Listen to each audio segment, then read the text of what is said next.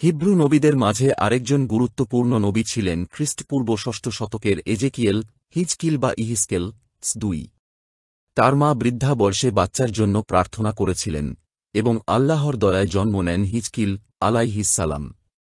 তিনি তার ভবিষ্যদ্বাণীগুলোর জন্য বিখ্যাত, যেখানে তিনি জেরুজালেম ধ্বংস, ইসরায়েল রাষ্ট্রের আবির্ভাব এবং সেখানে সর্বশেষ থার্ড টেম্পল স্থাপনের কথা বলেছেন। সম্ভবত তিনি খ্রিস্টপূর্ব 622 সালে জন্ম নেন এবং 51-52 বছর বেঁচেছিলেন। বুজ্জির ছেলে হিজকিল আলাইহিসসালাম ইমাম পরিবারে জন্মগ্রহণ করেন। তাঁর বয়স যখন 30 বছর, তখন তিনি প্রথম ঐশীবাণী পান। তখন ব্যাবিলনীয় নির্বাসনের 5 বছর পেরিয়ে গিয়েছে। তিনি স্ত্রীকে নিয়ে চেবার নদীর তীরে তেলাবিবে থাকতেন।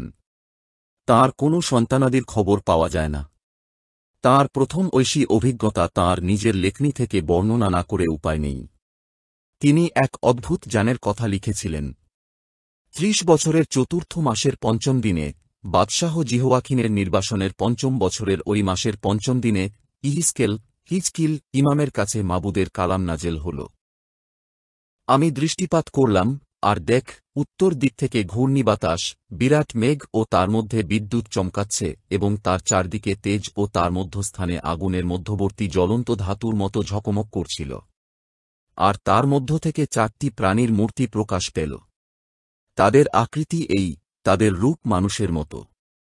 আর প্রত্যেকের 4টি মুখ ও 4টি পাখা। তাদের পা সোজা, পায়ের তলা বাছুরের পায়ের তলার মতো এবং তারা পরিষ্কার করা ব্রোঞ্জের উজ্জ্বল তার মতো উজ্জ্বল। তাদের চারপাশে পাখার নিচে মানুষের হাত ছিল। 4টি প্রাণীরই এরকম মুখ ও পাখা ছিল। তাদের পাখা পরস্পর সংযুক্ত। গমনকালে তারা ফিরত না, প্রত্যেকে সম্মুখ দিকে গমন করত।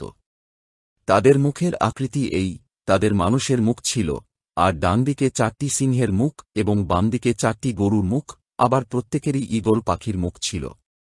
উপরিভাগে তাদের মুখ ও পাখা বিচ্ছিন্ন ছিল, এক-একটির 2টি পাখা পরস্পর সংযুক্ত ছিল এবং আর 2টি পাখা দ্বারা শরীর আচ্ছাদিত ছিল।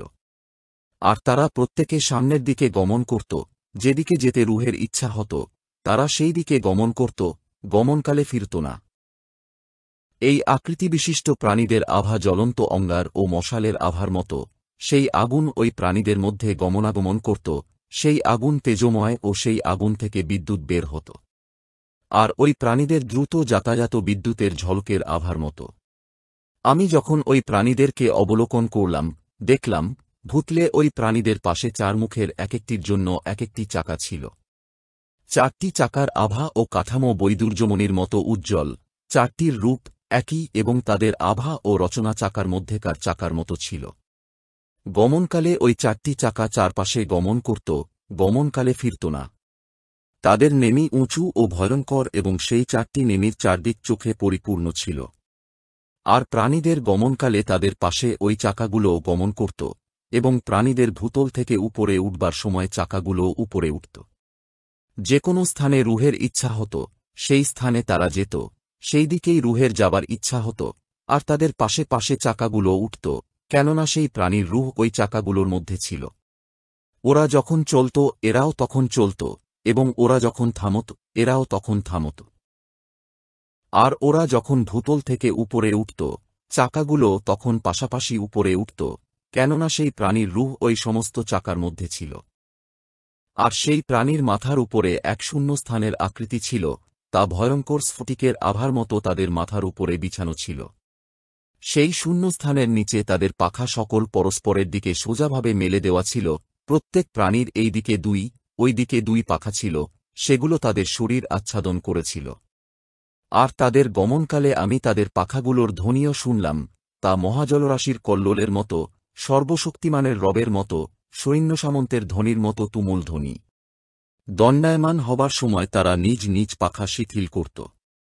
তাদের মাথার উপরিস্থ শূন্যস্থানের উপরে একটি শব্দ হচ্ছিল, দণ্ডায়মান হবার সময়ে তারা নিজ নিজ পাখা শিথিল করত।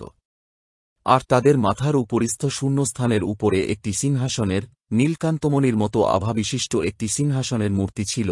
সেই সিংহাসন, মূর্তির উপরে মানুষের আকৃতির মতো একটি মূর্তি ছিল, তা তার উপরে ছিল। তাঁর কোমরের আকৃতি থেকে উপরের দিকে আমি জ্বলন্ত ধাতুর মতো আভা দেখলাম, আগুনের আভা যেন তার মধ্যে চারদিকে ছিল, এবং তাঁর কোমরের আকৃতি থেকে নিচের দিকে আগুনের মতো আভা দেখলাম এবং তাঁর চারদিকে তেজ ছিল। বৃষ্টির দিনে মেঘে উৎপন্ন ধনুকের যেমন আভা, তাঁর চারদিকের তেজের আভা সেরকম ছিল।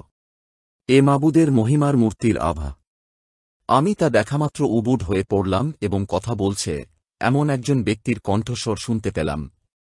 22 বছর ধরে তিনি নবিত্ব পালন করেন। তার প্রথম ভবিষ্যৎবাণী তিনি দেখে যেতে পেরেছিলেন, অর্থাৎ জেরুজালেমের পতন।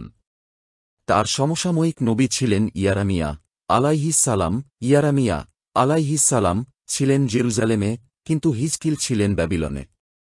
কুরআনে এ ঘটনাটির উল্লেখ আছে যা ধারণা করা হয় ধ্বংসপ্রাপ্ত জেরুজালেম নিয়ে।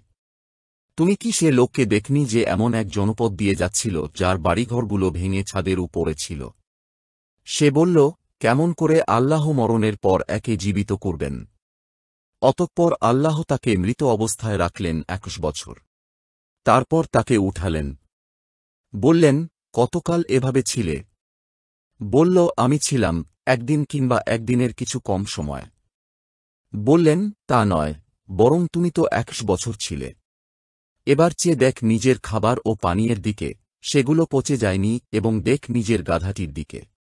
আর আমি তোমাকে মানুষের জন্য দৃষ্টান্ত বানাতে চেয়েছি।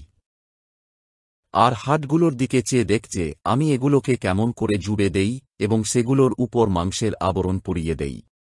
অতঃপর যখন তার ওপর এ অবস্থা প্রকাশিত হল, তখন বলে উঠল, আমি জানি, নিঃসন্দেহে আল্লাহ সর্ববিষয়ে ক্ষমতাশীল। বলা হয়, এ ঘটনাটিতে বর্ণিত মানুষটি হযরত ইয়ারমিয়া আলাইহিস সালাম বা হযরত হিজকিল আলাইহিস সালাম। তার সম্পর্কে এর চেয়ে বিস্তারিত আসলে জানা যায় না। আজ এ পর্যন্ত, দেখা হবে আগামী ভিডিওতে নতুন কোনো অভিযান নিয়ে। সে পর্যন্ত সবাই ভালো থাকবেন, সুস্থ থাকবেন। ভিডিওটি ভালো লেগে অবশ্যই একটি লাইক দিতে ভুলবেন না। ধন্যবাদ। আসসালামু আলাইকুম।